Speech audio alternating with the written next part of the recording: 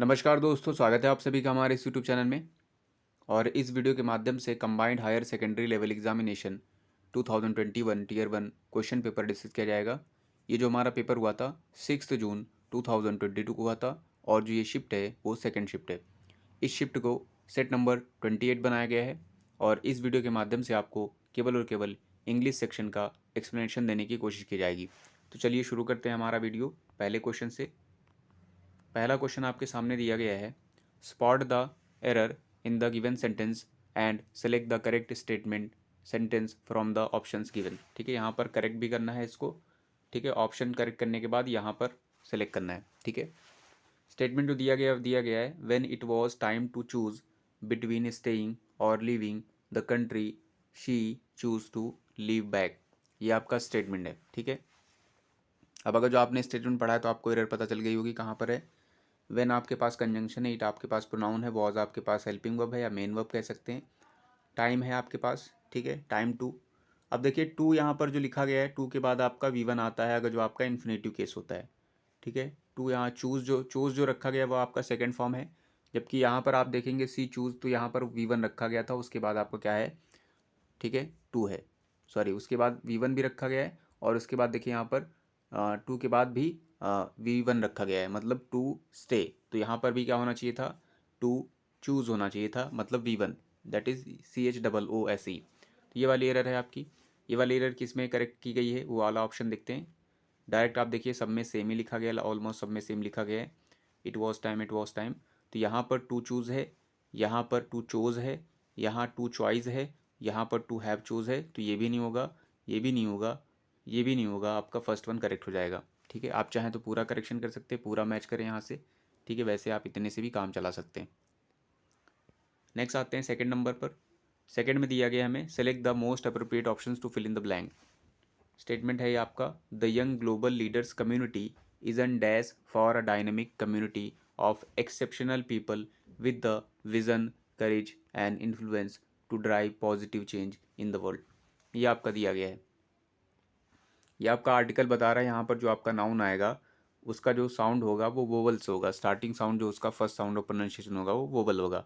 ठीक है, यहाँ पर देखिए पहला ऑप्शन इम्पेडिमेंट है, दूसरा है इनपुट है, तीसरा है एफर्ट है, चौथा है एक्सेलरेशन, एक्सेलरेटर। ठीक है, सब में यहाँ पर वोवल साउंड हो रहा है। ठीक है, दूसरी चीज़ यहाँ पर आपने जो स्टेटमेंट पढ़ा है यहाँ से पता चला होगा, यहाँ पर पॉजिटिव वर्ड की बात की गई है, क्योंकि बोला गया था the young global leaders community जो है डैश है डायनेमिक कम्युनिटी के। ठीक है, for a dash dynamic community of exceptional people हैं, जहाँ पर विज़न है, करेज है और इन्फ्लुएंस है, जहाँ पर वो पॉजिटिव चेंज लाना चाहते हैं वर्ल्ड में। ठीक है, तो जो पहला ऑप्शन था आपका इम्पेडिमेंट, इसका मतलब ऑब्स्टिकल होता है, हर्डल होता है। ठीक है, ऑब्स्टिकल हर्डल हिंड्रेंस मतलब क्या होता है, बाधाएं होती हैं, मुसीबतें होती हैं, तो ये तो आपका होगा नहीं। फिर इनपुट का मतलब क्या होता है, कोई चीज़ आप प्रोवाइड कर रहे हैं एज आ इनपुट, आउटपुट आपने पढ़ा होगा कंप्यूटर में, तो वो इनपुट होता है। तो यहाँ पर उसकी भी कोई ज़रूरत नहीं है या फिर मीनिंग नहीं देगा आपका। एफर्ट यहाँ मतलब है आपका प्रयास होता है। ठीक है, ये आपका प्रयास है और यहाँ पर प्रयास की बात नहीं की गई है, क्योंकि यहाँ पर इस कम्युनिटी की बात कर रहे हैं, the young global leaders community is a dash है, एक क्या है। फिर जो लास्ट में रखा गया एक्सेलरेटर है, एक्सेलरेटर का मतलब क्या होता है, जिस चीज़ से आपका जो एक तरह से बूस्टअप मिलता है, एक तरह से आप मोटिवेट होते हैं, जो आपको हेल्प करता है। तो इस तरीके से आप देख सकते हैं यहाँ पर जो आपका इन सभी वर्ड को देखने के बाद जो आपका करेक्ट ऑप्शन बैठेगा वो आपका क्या हो जाएगा, एक्सेलरेटर है। The young global leaders community is an accelerator for a dynamic community of exceptional people. ठीक है, उन लोगों के लिए है visions courage and influence to drive करना चाहते हैं positive change in the world. तो आपका जो करेक्ट ऑप्शन होगा वो फोर्थ वन हो जाएगा।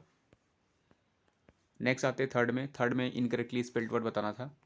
पहला ऑप्शन है एडमोनिश, दूसरा है एवरिस, तीसरा है एडवर्स, चौथा है बीज। आपका जो एडमोनिश लिखा गया है स्पेलिंग आपकी करेक्ट है, इसका मतलब थ्रेटन सेंस होता है, चेतावनी देना, थ्रेटन है, ब्राउ बीट है आपका, इंटिमिडेट है, इन इवन रिव्यूक सेंस भी होता है। एवरिस की स्पेलिंग आपकी गलत है, इसकी जो स्पेलिंग होती है AVARICE, इसका मतलब ग्रीड होता है, लालच होता है। ठीक है, आप इसके लिए रेपासिटी एक वर्ड होता है वो यूज़ कर सकते हैं, या क्रैविंग से एक वर्ड होता है वो भी आप यूज़ कर सकते हैं एवरेस के लिए। ठीक है, नेक्स्ट है आपका एडवर्स, इसका मतलब कॉन्ट्ररी होता है या नेगेटिव सेंस में आपका प्रतिकूल सेंस होता है इसका, ये आपकी स्पेलिंग सही है। बीच की स्पेलिंग भी सही लिखी गई है, इसका मतलब डार्क येलो होता है। ठीक है, तो आपकी करेक्ट जो थी, इनकरेक्ट जो स्पेलिंग थी, जो उसका करेक्ट आंसर होगा वो एवरेज है। फोर्थ में आते हैं। फोर्थ में क्या बताना है, वन वर्ड बताना है, substitution for the group of underline words. Looking for her father, Meenu finally reach the area where the animals are slaughtered for the market. ठीक है, तो यहाँ पर इस वाले फ्रेज के लिए बताना है, ग्रुप ऑफ वर्ड्स के लिए जहाँ पर एनिमल्स को स्लॉटर किया जाता है, मतलब उनको किल किया जाता है, मारा जाता है। ठीक है, उसे क्या कहेंगे, आर्काइव कहेंगे, आर्सेनल कहेंगे, एबेटर कहेंगे, एपियरी कहेंगे। ठीक है, तो जहाँ पर जानवरों को मारा जाता है या उनका कत्ल किया जाता है उसे कहेंगे हम उसे कहते हैं बूचड़ खाना हिंदी में। ठीक है, उसके लिए इंग्लिश में कौन सा वर्ड है, तो जो आर्काइव जो रखा गया था, आर्काइव का मतलब अभिलेखागार होता है जहाँ पर सारे के सारे डॉक्यूमेंट्स इकट्ठा करके रखे जाते हैं। आर्सेनल का मतलब शस्त्रागार होता है जहाँ पर शस्त्र वगैरह रखे जाते हैं। अबेटर का मतलब आपका वो प्लेस होता है जहाँ पर एनिमल्स स्लॉटर्ड होते हैं।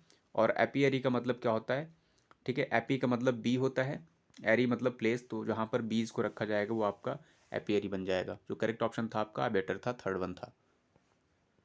फिफ्थ में आते हैं। फिफ्थ में बताना था, फिलअप बताना था। Constructive thinking should be developed through dash reading. जो आपकी कंस्ट्रक्टिव थिंकिंग है यानी संरचनात्मक या रचनात्मक जो थिंकिंग है वो कैसे डेवलप होगी, रीडिंग के कैसे, रीडिंग से, एविड रीडिंग से, नैरो रीडिंग से, एक्सटेंसिव रीडिंग से, ब्रीफ रीडिंग से। ठीक है, एविड का मतलब क्या होता है, एंथुसियास्टिक एक सेंस हो जाएगा, बहुत ज़्यादा क्रैविंग होना किसी की चीज़ को लेकर के। क्रैव मतलब होना, लॉन्ग होना, आप एक कह सकते हैं लॉन्ग फॉर समथिंग, किसी चीज़ को लेकर बहुत ज़्यादा उत्सुक होना। उत्सुक रीडिंग यहाँ रखा गया है। ठीक है, दूसरा नैरो रखा गया है। नैरो का मतलब संकीर्ण होता है, तो ये तो नेगेटिव वर्ड है, ये तो होगा ही नहीं। एक्सटेंसिव का मतलब क्या होगा, डिटेल्ड, डिटेल किसी चीज़ की रीडिंग कर रहे हैं या कॉम्प्रहेंसिव रीडिंग कर रहे हैं, व्यापक रीड कर रहे हैं, तो आपकी जो थिंकिंग होगी वो आपकी रचनात्मक हो जाएगी। लास्ट में रखा गया ब्रीफ, आप बहुत कम पढ़ रहे हैं, कंसाइज पढ़ रहे हैं, अब्रिज पढ़ रहे हैं, तो वहाँ पर ये आपका मीनिंग था। जो आपका करेक्ट मीनिंग होगा वो नैरो भी नहीं होगा, नैरो तो वैसे भी एविड भी नहीं होगा, आपका जो होगा एक्सटेंसिव, व्यापक जो है रीडिंग करेंगे। ठीक है, या डिटेल में करेंगे तब आपकी जो है जो थिंकिंग रहेगी वो कंस्ट्रक्टिव होगी। नेक्स्ट आते हैं सिक्स्थ में, मीनिंग बतानी है इडियम की। जो इडियम है अप इन आर्म्स दिया गया है, इसका पहला था ऑप्शन इन रिबेलन, दूसरा है बिग इन फाइटिंग, तीसरा है रेज समथिंग, चौथा है इन यूनिटी। अप इन आर्म्स का मतलब क्या होता है, इन रिबेलन होता है। ठीक है, किसी के विरुद्ध क्या होना, हथियार खड़े करना सेंस हो जाएगा आपका। सेवेंथ में बताना था, एक्सप्रेस बताना था, जो हमारा सेंटेंस जो एक्सप्रेस करे in the given sentence in direct speech बताना है, इस वाले स्टेटमेंट का डायरेक्ट बताना है। ठीक है, Gopal offered me to go to the market in his car. ठीक है, ये आपका इनडायरेक्ट लिखा हुआ है, डायरेक्ट बताना है, तो देखिए डायरेक्ट में इस तरह से कुछ रहा होगा, इस तरीके से। अब देखते हैं यहाँ पर क्या लेट वाला ऑप्शन दिया गया है, लेट वाला ऑप्शन नहीं दिया है, शुड से इस्तेमाल नहीं किया गया, तो लेट वाले आप यहाँ से नहीं, लेट वाला भी हो सकता है आपका, बट आपका सेंस देखते हैं यहाँ, Gopal offered me to go to market in his, हाँ, क्योंकि लेट वाले से आपका सजेशन और ऑफर भी होता है, तो यहाँ पर लेट वाला भी हो सकता है। अगर जो पहला ऑप्शन देखें, ठीक है, यहाँ पर हिज कार की बात की गई है, पहले ऑप्शन में रखा गया था let me take you to the market, यहाँ पर कार गायब है। ठीक है, तो ये आपका ऐसे एलिमिनेट हो जाएगा। सेकंड में रखा गया can I take to the market, ये भी आपका नहीं होगा, इसमें भी कार गायब है, जबकि यहाँ पर मेंशन किया गया है। थर्ड में रखा गया let's go to the market in my car, Gogol told me, तो गोगोल ने कहा था यहाँ पर, इस वाले का अगर जो आप इनडायरेक्ट बनाएंगे तो आंसर आपका ये होगा। लास्ट वाला भी चेक कर लेते हैं, लास्ट में लिखा गया है can you come with me to the market, यहाँ पर भी कार की बात नहीं की गई, तो ये वाला एलिमेंट हो जाएगा, थर्ड वन आपका करेक्ट हो जाएगा। नेक्स्ट बताना है आपका एक्टिव वॉइस बताना है, ये पैसिव में ऑलरेडी बना हुआ है। A lot has been learn it from my experiences. ठीक है, ये आपका जो पैसिव बनाया गया था, तो आपका किससे बनाया होगा, हैज़ के साथ बीन है, इसका मतलब प्रेजेंट परफेक्ट टेंस का आपका बनाया गया होगा, प्रेजेंट रहा होगा, परफेक्ट टेंस आपका रहा होगा, तो प्रेजेंट परफेक्ट टेंस ढूंढना है, आप टेंस एलिमेंट कर सकते हैं। पहले में रखा गया विल, ये आपका नहीं है प्रेजेंट परफेक्ट, वुड नहीं है प्रेजेंट परफेक्ट, हैव है, लास्ट वाला नहीं है, तो आपका थर्ड वन करेक्ट हो जाएगा। नाइन्थ में बताना था आपको ग्रुप ऑफ वर्ड का जो है वन वर्ड बताना था। टू रेनोवेट और इम्प्रूव, रेनोवेट मतलब नया करना होता है, इम्प्रूव मतलब किसी तरह से सुधार करना, उसके लिए क्या कौन सा वर्ड यूज़ करते हैं, रेलोकेट, रिवैम्प, रेज्यूम, रिवैल्यू। ठीक है, तो जो आपका रिलोकेट है, तो मतलब क्या होता है इसको, to locate again, locate again का मतलब ट्रांसफ़र करना, एक जगह से दूसरे स्थान पर स्थानांतरित करना होता है। रिवैम्प का मतलब इम्प्रूव सेंस होता है, रेनोवेट होता है, तो ये आपका मीनिंग दे रहा है, तो ये आपका करेक्ट हो जाएगा। वहीं थर्ड की बात करते हैं, थर्ड का मतलब रेज्यूम था, मतलब रिज्यूम मतलब पुनः जो है चालू करना, शुरुआत करना, जैसे आप पॉज करते हैं तो रिज्यूम करते हैं, वो वाला सेंस होता है। दूसरा एक बायोडाटा भी सेंस होता है इसका रिज्यूम का मतलब। रीवैल्यू का मतलब जो है वैल्यू को अगेन री करना, ठीक है। तो उसे आप वैल्यू को मूल्यांकन करेंगे तो दोबारा मूल्यांकन मतलब रीवैल्यू हो जाएगा आपका।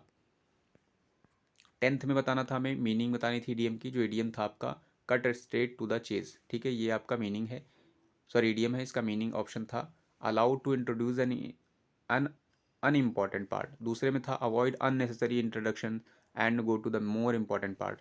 थर्ड में रखा गया avoid the most important part of text.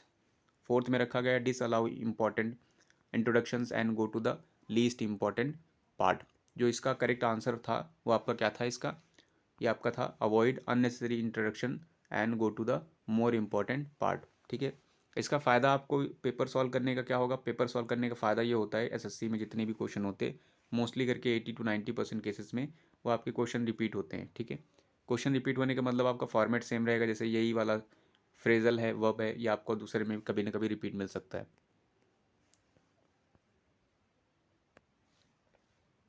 Select the most appropriate option that can substitute the underlined word in the given sentence, ठीक है। इसका इम्प्रूवमेंट ढूंढना है।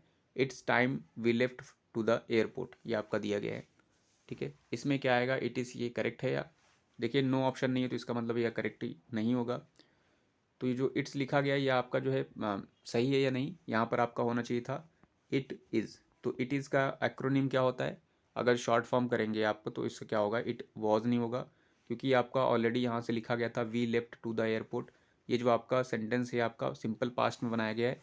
एक आपने सेंटेंस पढ़ा होगा structure, it is time, it is time, ये वाला जो फ्रेज होता है ग्रुप ऑफ वर्ड, इसके बाद जो आपका टेंस चलता है, जो दूसरा सेंटेंस रहता है वहाँ पर सिंपल पास्ट चलता है। तो ये सेम उसी में, इसलिए आपका वॉज नहीं होगा, हैज़ भी नहीं होगा, आपका होगा इट इज़, क्योंकि इट इज़ जो है एक्रोनिम है इट और इज़ का, तो ये इट्स हो जाएगा, ये वाला आपका करेक्ट होगा फर्स्ट वन। 12th में बताना था हमें, in the following statement has been given with highlighted text, select the option that can relocate, sorry replace the text with the correct idiom और फ्रेज। ये आपका हाईलाइटेड था एक्सट्रीमली एंग्री, ठीक है, ये था। The attitude of the culprit made the जज extremely angry, इसके लिए कौन सा फ्रेज और इडियम होगा, पहला इसके लिए थ्रो काउजन्स टू द विंड है, दूसरा है मेक वंस ब्लड बॉयल, तीसरा है प्ले बाय द ईयर, चौथा है back to the drawing room या ड्राइंग बोर्ड, ठीक है। करेक्ट जो होगा आपका एक्सट्रीमली एंग्री, किसी को करना हो तो उसके लिए क्या होता है to make one's blood boil, ये आपका सेकंड वन आपका करेक्ट हो जाएगा।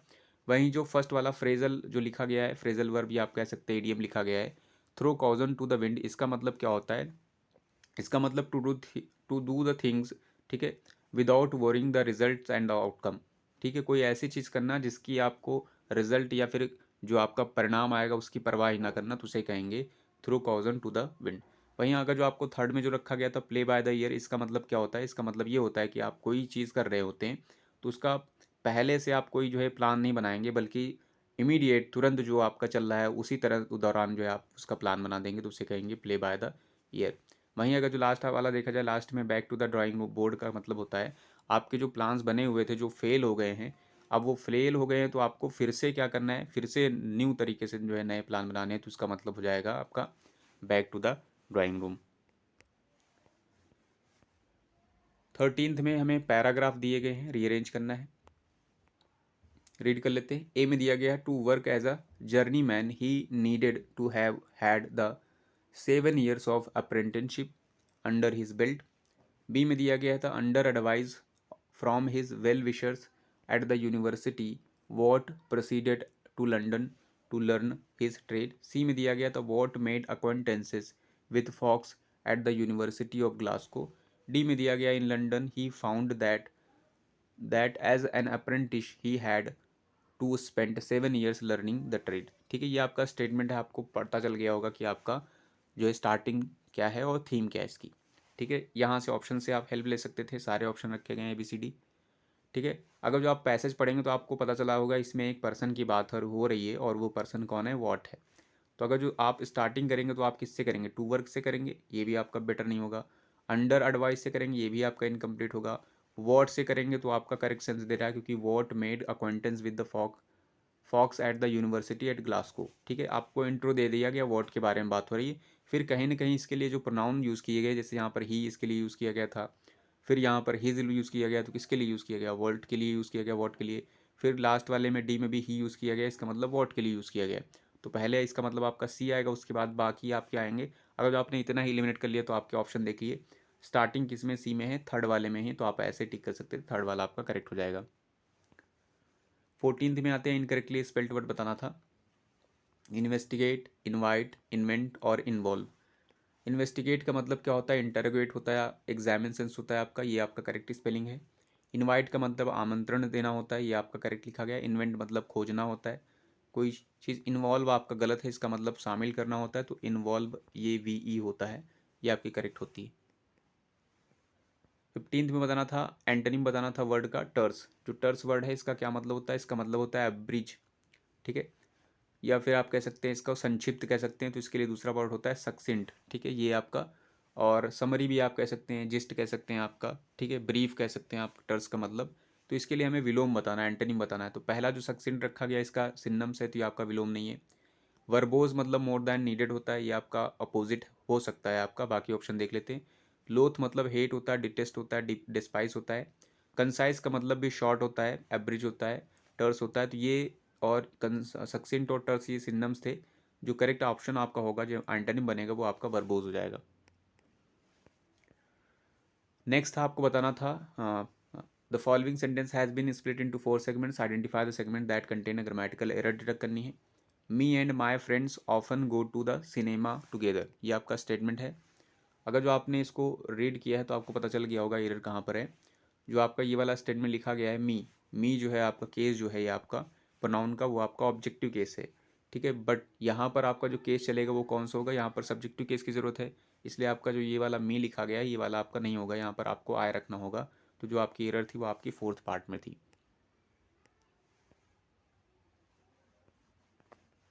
17th में बताना था, डेनोटेशन ऑफ हाईलाइटेड वर्ड का मीनिंग बतानी है।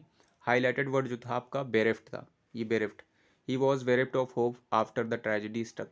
बेरेफ्ट का मतलब क्या होता है हिंदी में, वंचित करना। ठीक है, हिंदी में इसे कहेंगे वंचित करना। इसके लिए पहला वर्ड था फिल्ड, दूसरा है डिवॉइड, तीसरा है राउज्ड, चौथा है स्ट्रेंड। तो फील्ड का मतलब कि कोई चीज़ फिल करना होता है तो फील्ड हो जाएगी वो भरी हुई सेंस। डिवॉइड का मतलब वंचित करना होता है, जबकि बेरेफ्ट का मतलब भी वंचित करना होता है। तो ये दोनों आप जो है मैच कर रहे हैं, तो ये आप एक दूसरे के क्या हो जाएंगे, डिनोटेशन यानी मीनिंग हो जाएंगे। अराउज्ड का मतलब होता है आपका जागृत करना। ठीक है, वो सेंस होगा आपका। और स्टैंड का मतलब आपका जो है तनावपूर्ण हो जाएगा। तो ठीक है, तो ये आपका जो करेक्ट ऑप्शन था आपका डिवॉइड था। 18th में बताना था, सिनोनिम बताना था गिवन वर्ड का। एक्सक्रूशिएटिंग का जो वर्ड है इसका सिनोनिम बताना था। इसका मतलब टॉर्चर करना होता है, आप कह सकते हैं। एक तरीके से कह सकते हैं, एक्सक्रूशिएटिंग का मतलब हो जाएगा टॉर्चर होगा। एगोनाइजिंग सेंस हो जाएगा आपका। पहला था इसका फेजाइल सेंस है, दूसरा है आपका एंटाइसिंग है, तीसरा है एलोरिंग, और चौथा जो आपका पियर्सिंग। ठीक है, जो आपका इंटाइसिंग सेंस है इसका मतलब टेम्पटेशन होता है, किसी चीज़ को आकर्षण देना। ठीक है, आकर्षित करना, इंटाइस करना, टेम्पटेशन। ठीक है, एलोर सेंस हो जाएगा, एलोर भी आपका इसी का सेंस हो जाएगा। ठीक है, पियर्सिंग का मतलब किसी चीज़ को जो है प्रताड़ित करना, टॉर्चरिंग हो जाएगा, या फिर उसको जो है मेंटली जो है परेशान करना, एगोनाइजिंग करना, तो वो आपका मीनिंग हो जाएगा। तो इस तरह से एक्सक्रूशिएटिंग का मतलब जो हो जाएगा आपका पियर्सिंग हो जाएगा। नेक्स्ट आते हैं 19th में। 19th में बताना था इनकरेक्टली स्पेल्ड वर्ड। पहला था सिनिस्टर, दूसरा है एडॉइडनेस, तीसरा है डेक्सटरस, चौथा है आपका गौची। सिनिस्टर का मतलब आपका हॉरिबल होता है, भयावह सेंस होता है, ये आपकी करेक्ट स्पेलिंग है। एड्रॉइडनेस की स्पेलिंग आपकी गलत है, ये ADROI, उसके बाद टी था, यहाँ एन नहीं था, ये एन नहीं होगा, NESS। इसका मतलब आपका स्किल होता है, दक्षता होती है, हिंदी में कहेंगे। ठीक है, कॉम्पिटेंसी हो जाएगी आपकी, डेफ्टनेस हो जाएगी। डेक्सटरस का मतलब एडजेक्टिव में हो जाएगा आपका स्किल्ड। ठीक है, गौची का मतलब जो है एक तरह से आउफुल होता है, एक भयावह, या फिर कह सकते हैं बहुत ही थोड़ा सा बुरा, भद्दा टाइप का, तो उसे कहेंगे। ठीक है, ऑकवर्ड आप इसके लिए यूज़ कर सकते हैं, गौची के लिए एक वर्ड ऑकवर्ड। ठीक है, अजीब, बेढंगा। 20th जो है बताना था, यहाँ पर इनकरेक्टली वर्ड बताना था। हेजेमनी, नेबुलस, एलिफेंटाइन और कमिटी। हेजेमनी का मतलब अगर जो देखा जाए सुप्रीमेसी होती है, डोमिनेंस होता है। ठीक है, नेबुलस का मतलब क्या होता है, धुंधला, जिसके लिए आप कहेंगे अनक्लियर। ठीक है, एक वर्ड होता है वेग वर्ड होता है इसके लिए। ठीक है, एलिफेंटाइन ये एलिफेंट से रिलेटेड है, और जो कमिटी है इसकी स्पेलिंग गलत है, COMM होता है, यहाँ सिंगल है, आई के बाद TTE होता है, तो ये आपकी करेक्ट स्पेलिंग MM होना चाहिए था, ये आपका इनकरेक्ट है। 21 में अब हमारे पास पैसेज दिया गया है, तो हम पैसेज रीड करेंगे, उसके बाद इसके क्वेश्चन पर आएंगे। चलिए पैसेज रीड कर लेते हैं। पैसेज दिया गया है हमारे पास, cloud computing is a type of internet based computing that provides dash computer processing resources and data to computers and other devices on demand. Cloud computing and storage solutions provides users and enterprises dash various capabilities to store and process their data in third party data center. Local computers no longer have to do all the heavy, ठीक है, all the heavy lifting when it comes to the to running applications. The goal of cloud computing is to apply traditional supercomputing or high performance computing power normally used by military and research desks to perform tens of trillions of computations per seconds in consumer oriented applications such as financial desks to deliver personalized information and to provide data storage.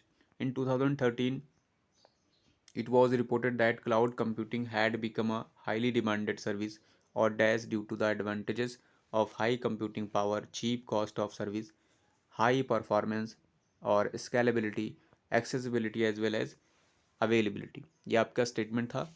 अब आते हैं statement, आपने पढ़ लिया होगा, meaning पता चल गई होगी, थीम भी पता चल गई होगी। अब आते हैं इसके फिलअप पर। 21 नंबर का आपका पहला फिलअप है, यहाँ पर दिया गया है computing. Cloud computing is a type of internet based computing है that provide dash computer processing resources and data to computers and other devices on demand. ठीक है, ये आपका फिलअप है। पहला वर्ड था इसके लिए अनसॉलिसिटेड। अनसॉलिसिटेड का मतलब होता है विच इज़ नॉट डिमांडेड, जिसे मांगा ना गया हो। प्रोहिबिटेड मतलब प्रतिबंधित होता है।